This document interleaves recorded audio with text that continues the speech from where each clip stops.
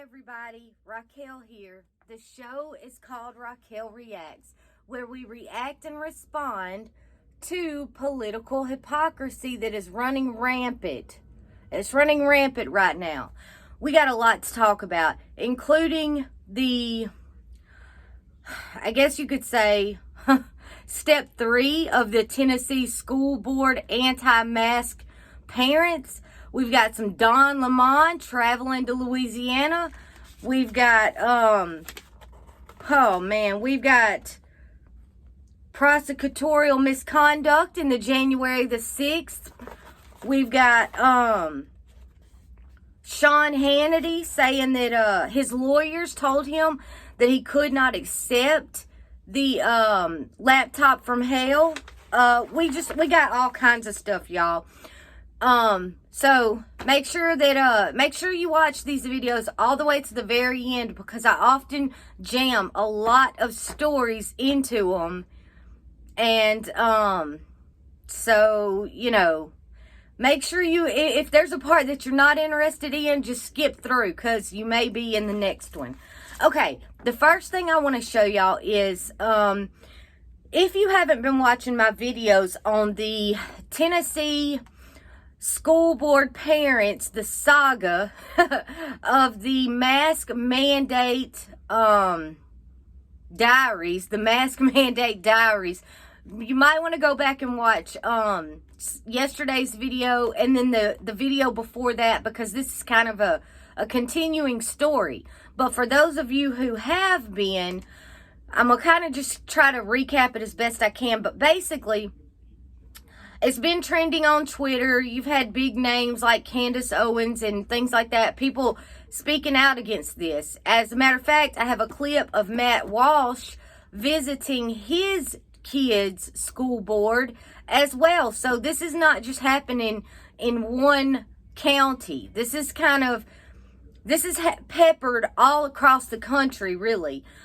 You've got Loudoun County. From what I understand, there was a meeting there where a teacher quit. So you have this kind of thing going on all over.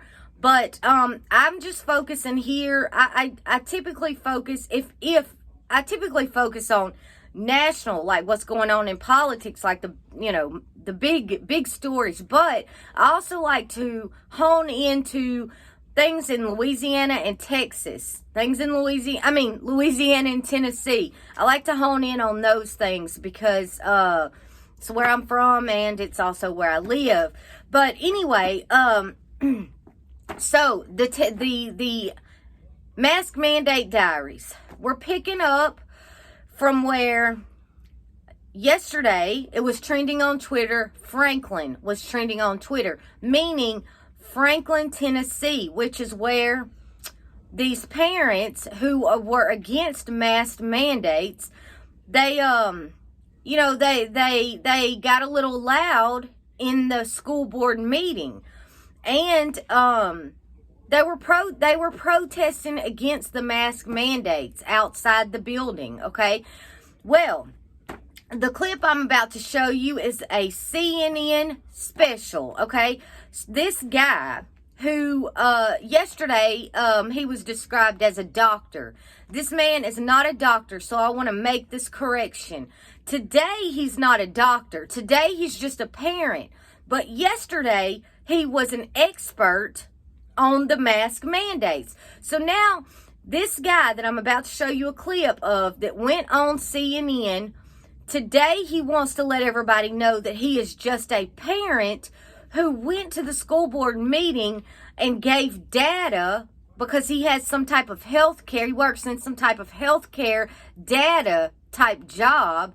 So now he's just a parent, just like the rest of us.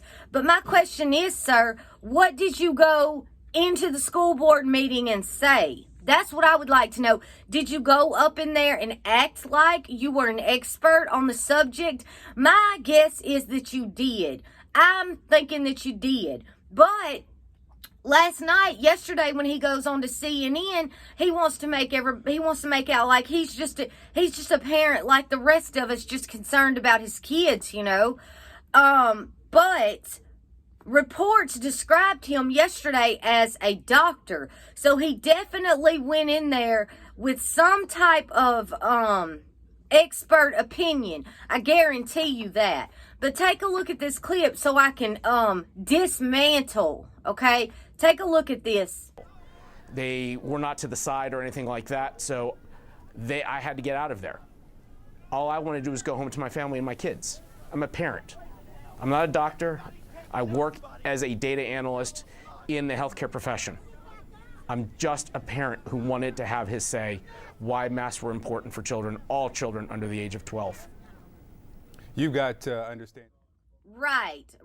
So, okay, him and a couple of outlets here in the area in Tennessee, they want to make these parents who are against mask mandates, they want to make them out to be monsters, okay? They want to make it out to seem like these people did something bad, like they harassed this man. Anyway, I do want to read y'all something that Brinley Hinman, who works for the Tennessean, something that she tweeted out last night. She tweets out, at WCSO, so Williamson County Sheriff's Office, confirms that they are investigating behavior from Tuesday night's Williamson County School Board meeting, but can't at this time say who or what they are investigating. Really? So you're investing, because I mean, from what I saw, I didn't see them put their hands on anybody, okay? If this grown man cannot withstand differing opinions, then he probably shouldn't have went. Honestly, like, they're trying to make it sound like these people have somehow or another broke the law, you know? And, hey, listen, I did hear him say that he would never be able to show his face in public again or something along those lines. But an investigation? Are you serious? It's just some of the things that this person, Brinley Hinman from the Tennessean, just some of the things that I've seen on her Twitter, you know, like calling these parents out and basically, you know, her audience, all but doxing some of these parents. So, seriously, I mean, grow up. If you cannot withstand somebody disagreeing with you and perhaps even a little bit of hostility, if somebody does not put their hands on you, and yeah, look, I don't agree with getting in people's faces. I watched Antifa get in the faces of cops and scream racial slurs at them, but suddenly we can't handle some parents, some upset parents, you know, yelling at this guy. Whenever, I mean, I have watched some of these cops be called racist things. I have, okay? Anyway, but I do want to be fair. And I do want to read y'all something that came out last night on Twitter this is from the chief medical examiner. So this is here in Tennessee. An email got sent out. It says, I'm going to read it, but I doubt. I have my doubts about this. This is my opinion and I can have it. But I'm still going to read it to y'all because it says, no beds. There are no beds. In Middle Tennessee right now, it's impossible to find an empty, staffed ICU ER or a med-surg bed. As an ER doctor and a healthcare administrator, the past week has been one of the most exhausting and disheartening of my career. The Delta variant has burned through us with a ferocity that's hard to describe. 6 weeks ago, there were 200 coup patients in hospitals in Tennessee, and today there are 2,000, a 1,000% increase in 6 weeks. It has overwhelmed tired doctors, nurses, and healthcare systems that were already stretched thin. The jab? Well, they're good. No, they're not perfect. And yes, we are seeing more breakthrough infections with the variant. But there's a reason 96% of physicians got it. Pause. That is not, from what I have seen, that's not correct. Do you mean here, just in this state, or do you mean throughout the country? Because that's not what I saw. But anyway, the risk and the benefit analysis overwhelmingly favors the jab, so get one. There's been a lot of talk about personal freedoms, mandates, and government outreach and such. And someday, when the sun is shining, we can sit down and have some interesting conversations about that. And I might even agree with you in some of those points, but I can't do it today, just not today, because there are no beds. Now, I want to give this person credit. Let's see. I can't find the name right now, but it's the chief medical examiner, a chief medical examiner here in Tennessee.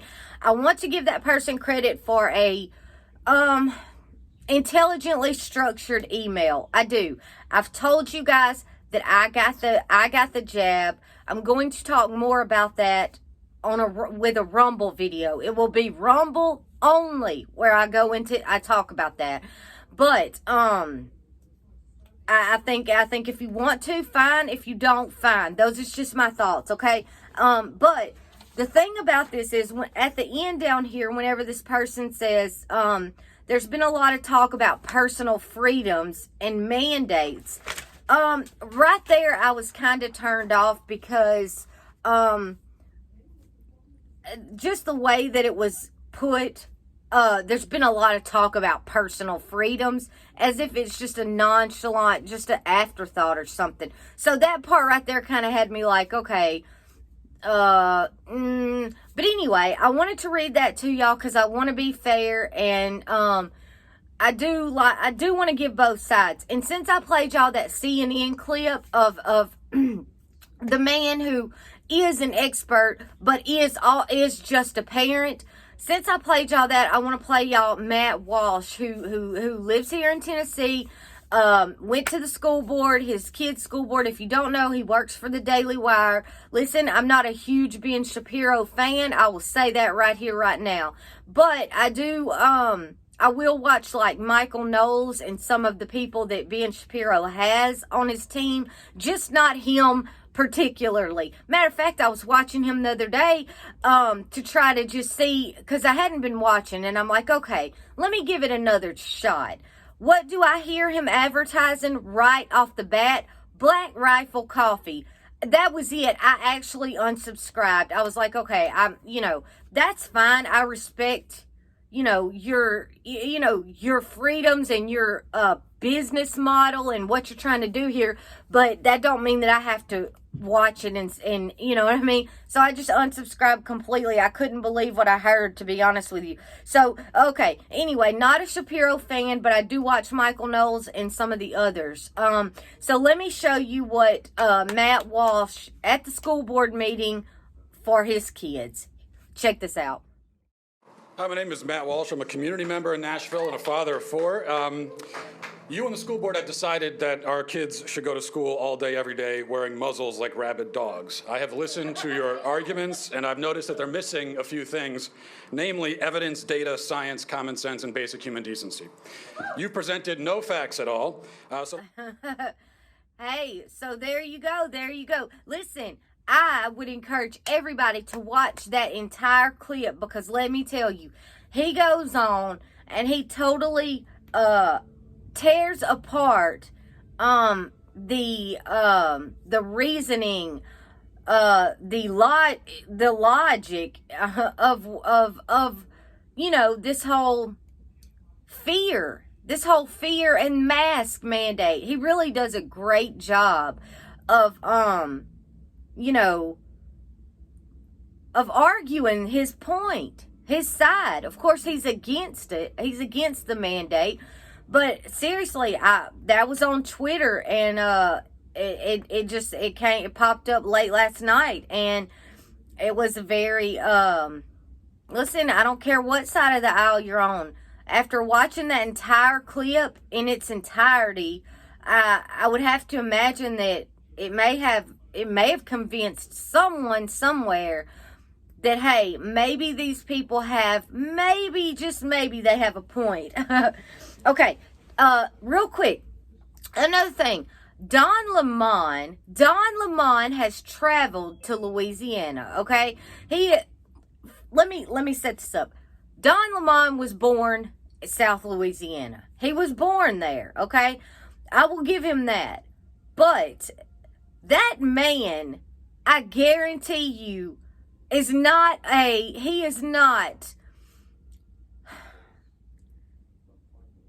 spending much time in Louisiana. He's not. And listen, he goes into this hospital where he was born at in Baton Rouge, and he talks to people who are in the hospital with the coup, and he basically hassles them. He hassles them, asking them why did they not get vaccinated. Listen, one of the people's a white man, one is a black woman, and I mean, the black woman, the black female, she basically tells him how she tells him how she had been quarantining since the beginning of the pandemic. So in other words, she is not working. She does not work, okay? Maybe from home, but anyway, the point is that Don Lemon wants to go out here and try to level with these people, try to act like he's one of them, and he is, and nothing could be further from the truth, okay? Nothing. Let me show you this clip. Check this out. Louisiana has the worst COVID case rates in the country. It's also near the top of the list when it comes to hospitalizations. I was born in Louisiana, in Baton Rouge, at this very hospital, so I came home to see what was happening for myself. Baton Rouge General Mid-City is bursting at the seams.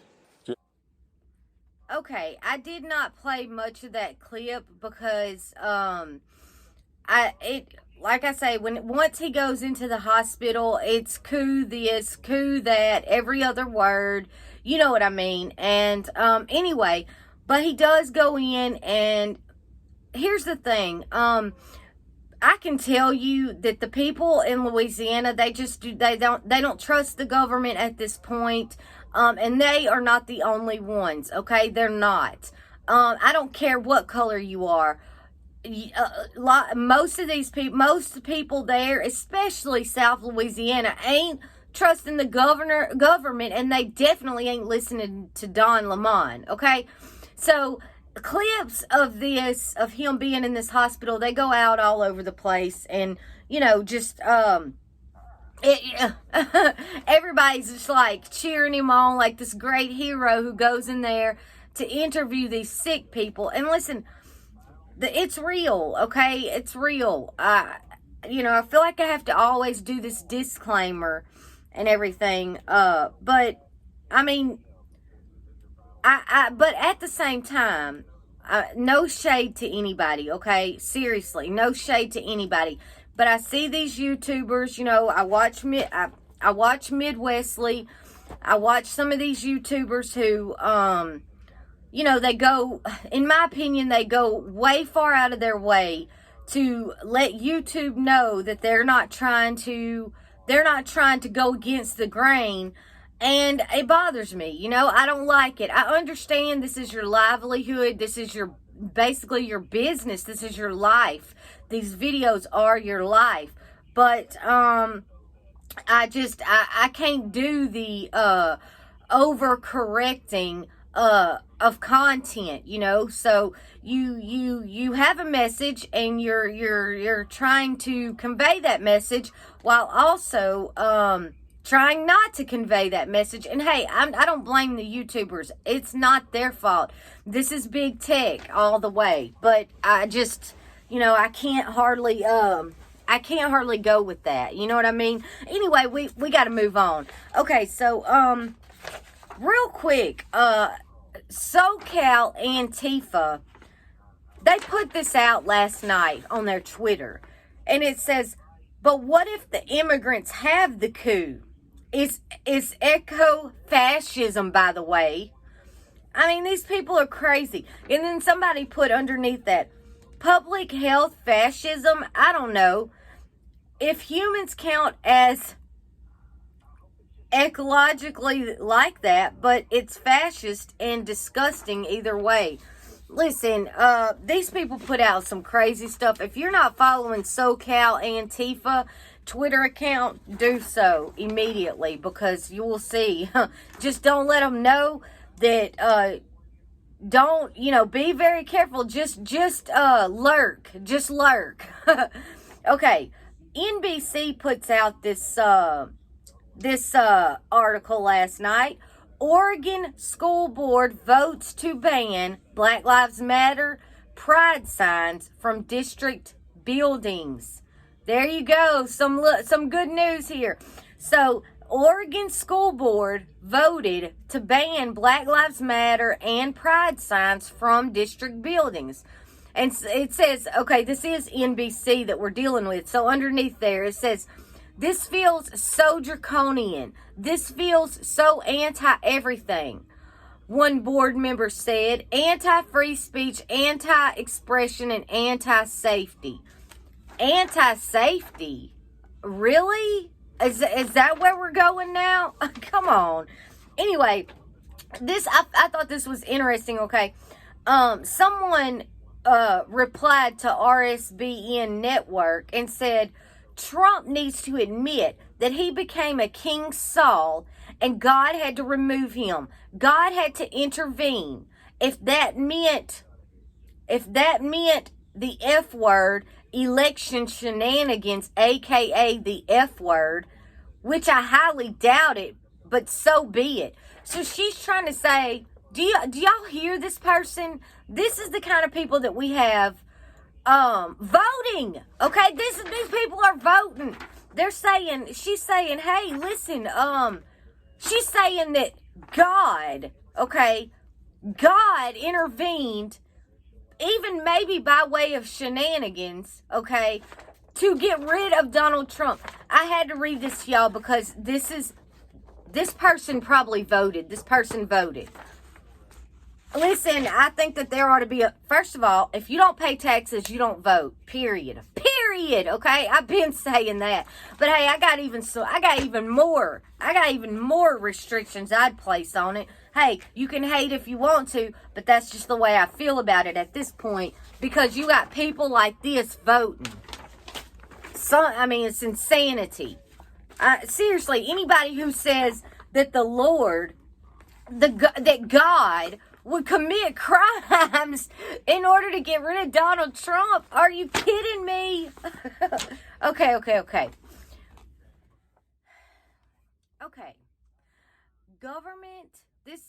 Listen to this, y'all.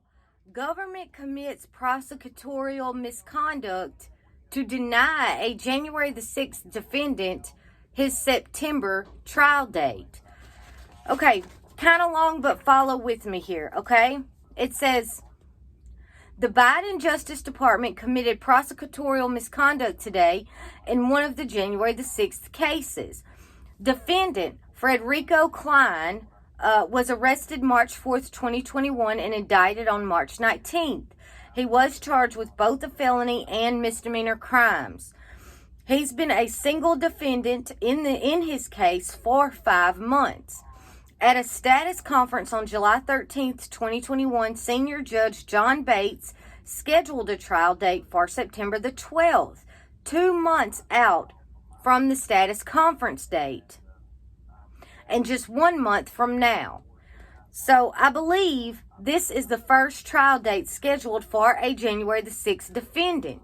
This is because a lot of people are just taking pleas and things like that. So on July 12th, the day before the scheduled status conference, the prosecution had filed its memo of woe in the Klein case, detailing the monumental task which investigating and prosecuting had become monumental. Okay, so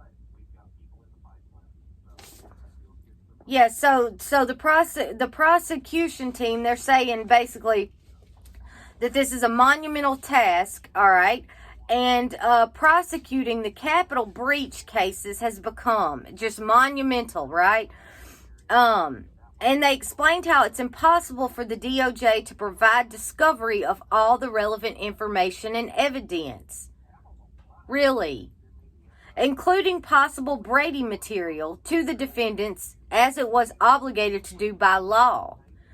I wrote about this memo of woe over at Human Events. Even knowing what the DOJ had represented in this memo, its inability to comply with its discovery production obligations, Judge Bates nevertheless set the trial for September the 12th. The upshot of Judge Bates' decision is that the government is not entitled to all the time that it claims to need in order to bring a case to trial after the government makes the decision to seek an indictment from a grand jury. So they're saying, like, once you seek the indictment, you shouldn't have just all the time you need. You're supposed to have a certain amount of time. If you're not ready, then don't seek the indictment, right? Okay. 2 weeks ago, on July 29th, the DOJ filed a notice stating that it was required pursuant to a local rule that the case of defendant Klein was related to another case pending before a different judge, and that DOJ intended to supersede to charge all of the defendants together in one case. So it started off as just being this one individual. Now suddenly he's part of a bigger ring, right? The notice also provided that 2 other unnamed individuals not yet charged would also be included in the newly combined superseding indictment when it was returned. The second case identified in the notice was the United States versus McCoffey. It's McCoggy. I'm not sure how you say this last name, but it's McCoggy. McCoy? Okay. A 6-defendant case pending before Judge Trevor McFadden. The 4th superseding indictment in the McCoffey case, dropped earlier today. It has dropper, but they mean dropped. Klein was added as a defendant, and the new defendants now charged are David Mahaffey and Stephen Capuccio. There is no conspiracy count charged in the indictment with regard to the 9 named defendants. So there's no conspiracy charge, yet they're combining them, they're putting them all together. Weird. Okay. The problem this creates for defendant Klein is that his case is no longer before Judge Bates. The 9-defendant McCoffey case does not have a trial date, so Klein's September 12th trial date set by Judge Bates is now gone. Maybe. Well, the Speedy Trial Act statute sets a framework for the time frame within which federal criminal cases are supposed to proceed from indictment to trial. When Klein was charged alone, in a case by himself, that timetable was determined by the demands of his counsel on his behalf and the court's decision with regard to how quickly the government should be made to bring its case against Klein to trial and before a jury. Judge Bates determined the case should be brought by September the 12th. That was all the time the government should, all caps, should need to, in order to give Klein the speedy trial he's entitled to. The fact that the government might have wanted more time doesn't change the determination by Judge Bates as to whether more time would have been justified or not. But superseding and moving Klein into the McCoffey case, the DOJ pretty much gave the finger to Judge Bates and his September the 12th trial date. But maybe they didn't. Local Rule 57.12b3, notice of related cases cited in the DOJ's notice of its intention to supersede back on July 29th, states that whenever an attorney for a party in a civil or criminal action becomes aware of the existence of a related case or cases, the attorney shall immediately notify in writing the judges on whose calendars the cases appear, and shall serve such notice on counsel for all other parties. Upon receiving information from any source concerning a relationship pending cases, the clerk shall transmit that information in writing to the judges on whose calendar the cases appear, and to all parties to the proceeding. So the notice explains why it is that the prosecution believes these two cases are related under the local rule. They say all 9 of these individuals are or will be charged primarily with assaultive conduct on law enforcement officers in and around the first landing of the Lower West Terrace, as well as Lower West Terrace archway of the United States Capitol building on January the 6th between approximately 1 p.m. and 4:30 p.m. Each of these defendants was an active participant in the first wave of rioters to enter the tunnel between 2:40 p.m. and 3:18 p.m., at which time law enforcement successfully cleared the tunnel of rioters for the first time that day. Accordingly, because the primary criminal conduct alleged these individuals overlaps both temporarily and geographically, and evidence against them will be mutually admissible, including the testimony of witnesses and their victims, the government is preparing to charge this group in a single indictment and to present evidence against them in a single trial. None of that explains why it has taken the government from March to August to determine that there is a common set of facts and evidence that applies to all 9 defendants, now including Klein. The government had an obligation under the local rule to immediately notify in writing the court about related cases. Why is it that 4 weeks prior to Klein's trial date, after he's been a solo defendant for 5 months, and only after the DOJ told the court that it cannot comply with its discovery obligations in time for Klein's trial, did it suddenly decide he should be tried with the defendants in the McCoffey case? Everything about what the DOJ has done here with the Klein case reeks of bad faith and manipulation to get away from Judge Bates and the September 12th trial. Nothing would have precluded the government from charging the case in its fashion initially. So, this is pretty long, but basically, they list, if they list a lot of different things here. It says, joinder of defendants. The indictment or information may charge 2 or more defendants if they are alleged to have participated in the same act or transaction or in the same series of acts or transactions constituting an offense or offenses. The defendants may be charged in 1 or more counts together or separately. Listen, it goes on and on to talk about what they're saying. I think y'all get what they're basically saying. They're basically saying that this guy, Klein, the judge set his trial for September the 12th. Well, right before, not long before time for the trial, so not long ago, just recently, the prosecution, they're saying, hey, we need more time, and they weren't going to get it, so they decided to throw him into a bigger, they decided to throw him in together into a bigger, in with these other defendants, basically. And this article talks about how, how it's absolutely, it's not right. It's not right because he's not, they talk about how for 5 months, for 5 whole months, he's been the only defendant. They've not, they did not charge him as, as a group. It was no conspiracy or anything like that. So that was just something interesting. But we got to move on. Real quick. Okay.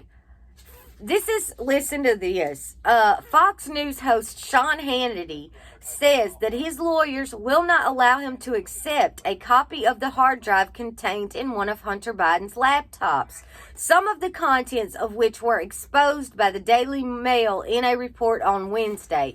So I'm sure you've all seen by now the new Hunter Biden video where he has no clothes on. He's in the bed with a female with no clothes on. And he's talking about a computer being stolen. Yeah, and so I don't even think I can play a clip of it. But I know you guys have seen it. I'm telling you, they showed it on Newsmax. I mean, they had everything blurred out, but they did show it. So I know y'all have probably seen it by now. But yeah, so it's crazy. But basically Sean Hannity is saying that, he's saying that his lawyers, so we all know that Fox News hasn't been really, I don't know, if not for Tucker and just really Tucker, maybe Laura Ingraham, I don't know, but if not for just a very select few, I don't even think Fox News would be a thing anymore. But basically, I feel that this article right here is Sean Hannity's way of getting himself off the hook for not showing the Hunter Biden videos, you know. But let's see, he says, his lawyers, right? An article published by the Daily Mail detailed how Hunter Biden, 51, was in a clipped video telling a naked prostitute about a 2018 drug-fueled party in Las Vegas in which he lost a laptop. He expressed his fears that the contents of that particular laptop could be used to blackmail his father, Joe Biden, whom he had spoken to and whom he knew had intentions to run for president.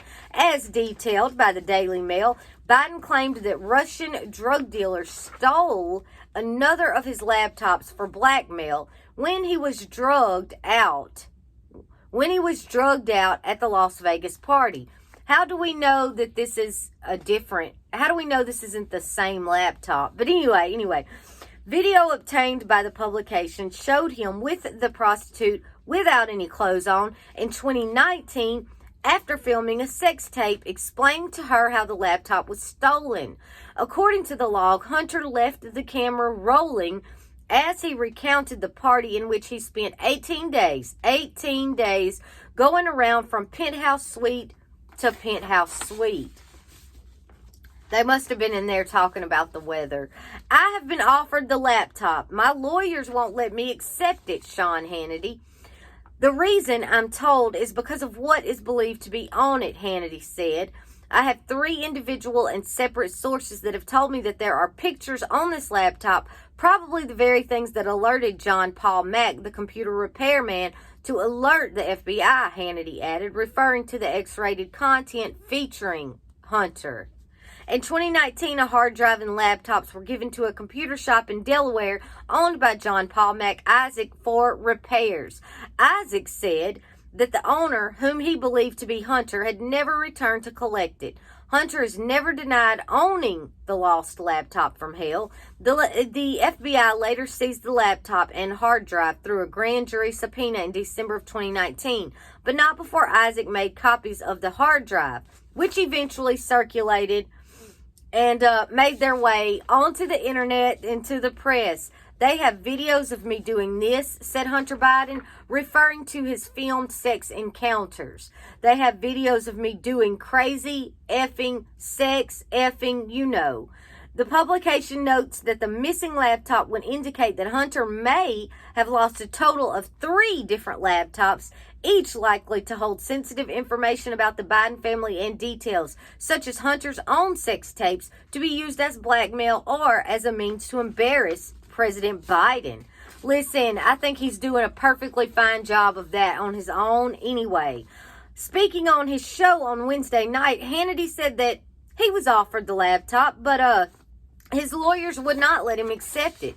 The U.S. Attorney in Delaware has conducted a 2-year investigation, and Sean, we haven't seen subpoenas, search warrants, and we certainly haven't seen indictments and prosecutions, he added. It really makes you wonder what's going on here. Is this really a sincere, vigorous investigation, or are the Bidens being protected?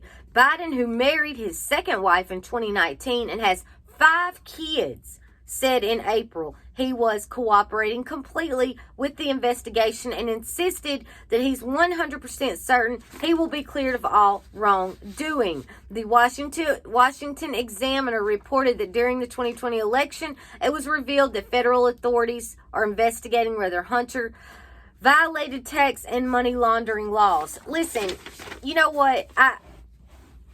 I don't have any faith that, I'm sorry, I don't have any faith that anything's going to happen to him, because they're still going, it's still Orange Man bad at this point, seriously. I want to play y'all so Dan Bongino interviewed President Trump. He released this, I just saw it like this morning, like 3 hours ago, and he asks President Trump about, former President Trump. He asked him about these athletes who are doing this woke nonsense, and I want you to hear what he has to say. Check this out. But you know, the word woke means loser. If you're woke, you're going to lose. And ultimately, we're not going to let woke make this country into a loser.